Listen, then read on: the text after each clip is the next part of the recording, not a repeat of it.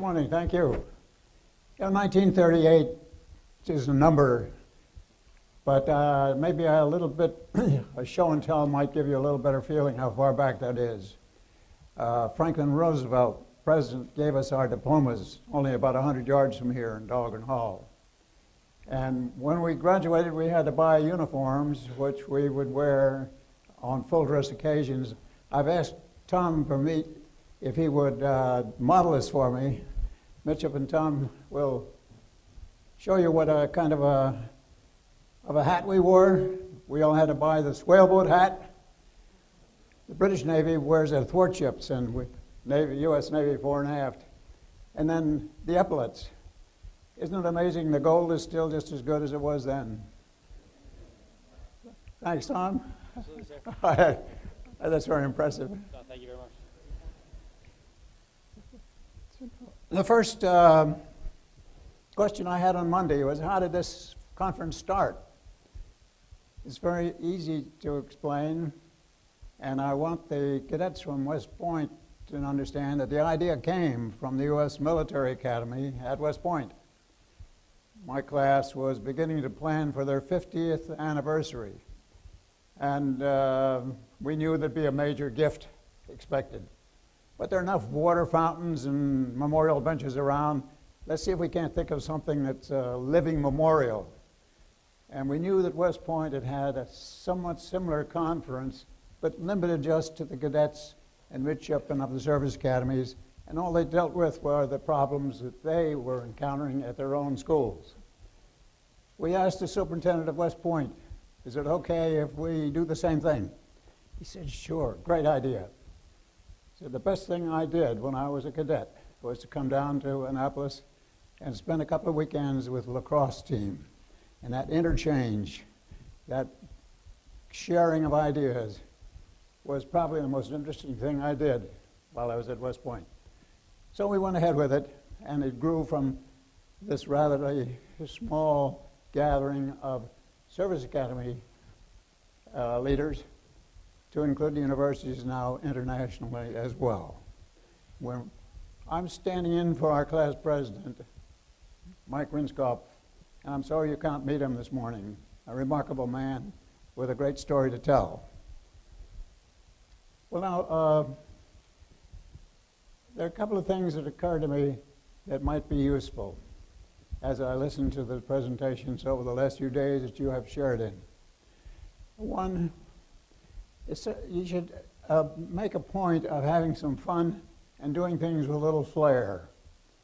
I'll give you an example.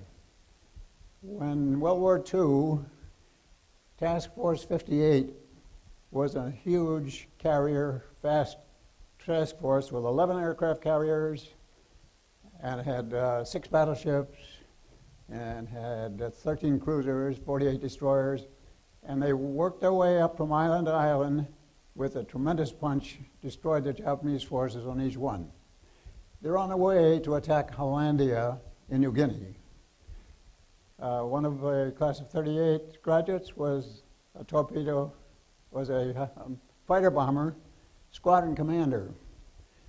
The new chief of staff for Admiral Mitcher, for whom this auditorium is named, was then Captain Arleigh Burke.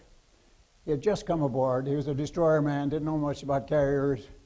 He said, I want to go take a look at the place we're attacking. And so he jumped into the rear cockpit of this dive bomber, and Ralph Weymouth took off, and they flew over Hollandia. And they flew low, and Burke kept telling him to go lower. I want to see what's on the ground. And then they flew over an airfield. It was just a mile or two from where the landing would be the next day. No opposition. Weymouth said, wouldn't it be a good idea if we were the first plane to land on the Hollandia airfield? Imagine that, the day before the attack. So they came in, touched down, took off, and as they were approaching the end of the runway and airborne, a machine gun opened up on them and blew a hole in the starboard wing. Weymouth says, well, that was a stupid thing to do. It was. It's what they call flat hatting. And Burke says it never does pay off. They flew back to Lexington, Mitchell's carrier flagship landed, and he had no control over his ailerons, had little control over the rudder, thought he'd have to ditch, and finally got it on the deck. And they landed so hard that part of the wing fell off. And his new chief of staff, Captain Burke, went up to see Admiral Mitchell, and Mitchell chewed him out for flat-heading. But the point is, they did it with having some fun while they're doing this, even with serious. A couple other points, maybe, as we listened in the last few days. You might think a little bit about how to get to know your own people. The division of destroyers that I was asked to command was in Sweden, Göteborg, Sweden. But only 3 of them were there. The 4th one was in Norway with burned out boilers. Captain Al Stickles, the new captain of the James C. Owens, the 4th ship in our division, reported aboard, and for the first 2 weeks he did nothing but interview everybody on board. Every officer, every sailor in his cabin, one by one. 2 simple questions. What in the Navy and on this ship helps you with your dreams and hopes for your life? And second, what on this ship or in the Navy hinders you from doing what you want to do? Can you believe that in 1 year, the James C. Owens went from the last ship in battle efficiency in that squadron to number 1, from the bottom to the top? Second point I think I might occur to me as I listened along with you was trust your junior colleagues. Listen to them and act on what they may tell you. And I'll give you an example of that, I may.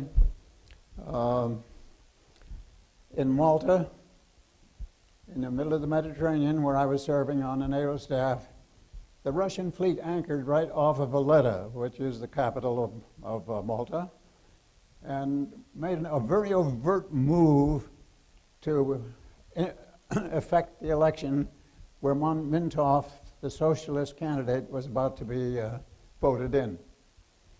The only ship that the commander-in-chief had to sort of signal against this was a small minesweeper. He ordered them to go out and anchor in the middle of the Russian fleet, which was anchored right off of Valletta. And that caused some consternation among the Russian ships. But a junior officer was what I consider a stroke of genius. He went down below, put on his scuba diving outfit, went in the shower, came on deck dripping wet. And every Russian ship watched.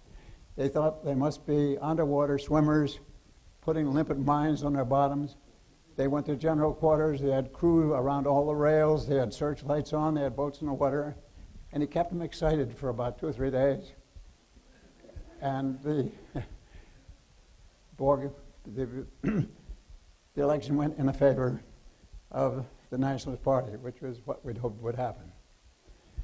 On one last event, while I was in charge of our graduate school in Monterey, the Naval Postgraduate School, we had a visitation at Fort Ord, the Army fort down the street, from Berkeley street people who were determined to come into the Fort Ord and liberate the soldiers in the stockade.